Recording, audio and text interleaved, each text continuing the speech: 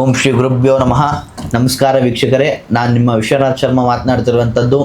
September ತಿಂಗಳಿನಲ್ಲಿ ಸಿಂಹ ರಾಶಿಯವರ ಸಂಪೂರ್ಣ ಮಾಸ ಭವಿಷ್ಯವನ್ನು ನಾನು ನಿಮಗೆ ತಿಳಿಸ್ಕೊಡ್ತಾ ಇದ್ದೇನೆ.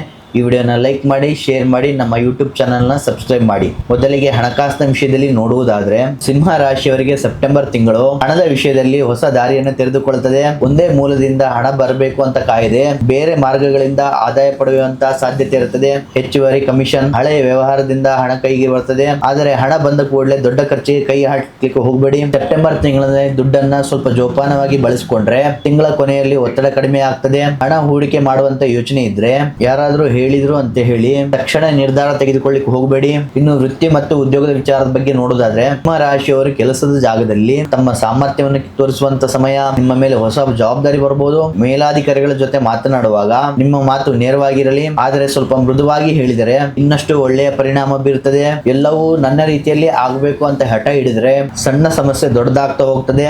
ಕೆಲಸ ಹುಡುಕ್ತಿರುವವರಿಗೆ ಪರಿಚಯದ ವ್ಯಕ್ತಿಗಳ ಮೂಲಕ ಹೊಸ ಅವಕಾಶ ಸಿಗ್ತದೆ. ಬೇರೆ ಸಂಸ್ಥೆಗೆ ಹೋಗುವಂತ ಅವಕಾಶ ಬಂದ್ರೂ ಕೂಡ ನಂತರ ಉದ್ಯೋಗ ಮತ್ತು ವೃತ್ತಿ ಜೀವನದ ಬಗ್ಗೆ ನೋಡುವುದಾದ್ರೆ, ಸಿಂಹ ರಾಶಿಯವರು ಕೆಲಸದ ವಿಚಾರದಲ್ಲಿ ತಮ್ಮದೇ ಆದ ಛಾಪು ಮೂಡಿಸುತ್ತಾರೆ. ಸೆಪ್ಟೆಂಬರ್ ನಲ್ಲಿ ನಿಮ್ಮ ಈ ಗುಣವೇ ನಿಮಗೆ ಪ್ಲಸ್ ಪಾಯಿಂಟ್ ಆಗ್ತಾ ಹೋಗ್ತದೆ. ನೀವು ಮಾಡುತ್ತಿರುವಂತ ಕೆಲಸದಲ್ಲಿ ಹೊಸ ಜವಾಬ್ದಾರಿ ಸಿಗ್ತದೆ. ಮೇಲಿನವರು ನಿಮ್ಮಿಂದ ನಿರೀಕ್ಷೆಯನ್ನು ಇಟ್ಕೊಳ್ಬಹುದು, ಆದರೆ ಅದೇ ನಿಮ್ಗೆ ಹೊಸ ಅವಕಾಶ ಅಂತ ಪ್ರಯತ್ನ ಮಾಡಿದ್ರೆ ಮುಂದಿನ ದಿನಗಳಲ್ಲಿ ಲಾಭ ಸಿಗ್ತದೆ. ಕೆಲಸದ ಜಾಗದಲ್ಲಿ ನಿಮ್ಮ ಮಾತಿಗೆ ವಿರೋಧಿಸುವ ವ್ಯಕ್ತಿಯೊಬ್ಬರು ಇರ್ತಾರೆ. ಅವ್ರ ಜೊತೆ ವಾದಕ್ಕೆ ಇಡುವುದಕ್ಕೆ ನಿಮ್ಮ ಫಲಿತಾಂಶದ ಮುಖಾಂತರ ಉತ್ತರ ಕೊಡಿ. ನಂತರ ವ್ಯವಹಾರದ ಬಗ್ಗೆ ನೋಡುವುದಾದ್ರೆ, ನಿಮ್ಮ ಹಳೆಯ ಗ್ರಾಹಕರಿಂದ ಮತ್ತೆ ಆರ್ಡರ್ ಬರ್ತದೆ. ಹೊಸ ವ್ಯಕ್ತಿಗಳ ಪರಿಚಯದೊಂದಿಗೆ ವ್ಯಾಪಾರಕ್ಕೆ ಸಹಾಯ ಆಗ್ತದೆ. ವ್ಯವಹಾರವನ್ನ ವಿಸ್ತರಿಸುವಂತ ಯೋಚನೆ ಮಾಡ್ತಾ ಇದ್ರೆ ಮೊದಲು ಅದರ ಬಗ್ಗೆ ಸಂಪೂರ್ಣ ಲೆಕ್ಕಾಚಾರ ಮಾಡಿ. ವ್ಯಾಪಾರದಲ್ಲಿ ಮಾತಿನ ಮೇಲೆ ನಂಬಿಕೆ ಇಟ್ಟು ದೊಡ್ಡ ವ್ಯವಹಾರ ಮಾಡ್ಲಿಕ್ಕೆ ಹೋಗಬೇಡಿ. ಇನ್ನು ಪ್ರೀತಿಯ ವಿಚಾರದಲ್ಲಿ ನೋಡುವುದಾದ್ರೆ, ಸೆಪ್ಟೆಂಬರ್ ತಿಂಗಳಿನಲ್ಲಿ ಸ್ವಲ್ಪ ಭಾವನೆಗಳು ಗಟ್ಟಿಯಾಗಿರ್ತದೆ. ನಿಮ್ಮ ಸಂಗಾತಿಯಿಂದ ಪ್ರೀತಿಯನ್ನ ನಿರೀಕ್ಷಣೆ ಮಾಡ್ತೀರಾ. ಅದೇ ರೀತಿ ಅವರ ಭಾವನೆಗೂ ನೀವು ಜಾಗ ಕೊಟ್ಟು ಸಂಬಂಧ ಇನ್ನೂ ಗಟ್ಟಿ ಆಗ್ತದೆ. ಪ್ರೀತಿಯ ವಿಚಾರವನ್ನ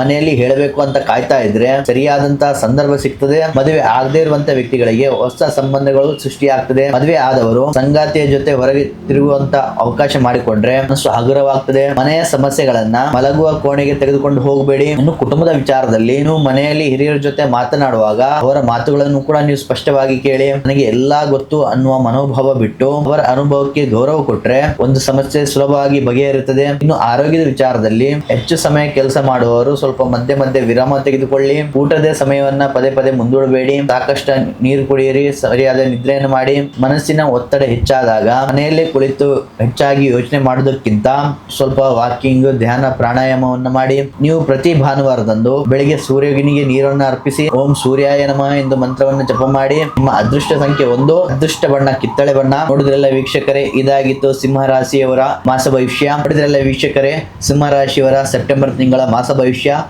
ಈ ವಿಡಿಯೋನ ಲೈಕ್ ಮಾಡಿ, ಶೇರ್ ಮಾಡಿ, ನಮ್ಮ ಯೂಟ್ಯೂಬ್ ಚಾನಲ್ನ ಸಬ್ಸ್ಕ್ರೈಬ್ ಮಾಡಿ.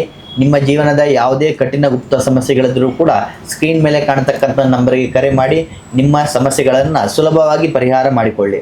ಧನ್ಯವಾದಗಳು.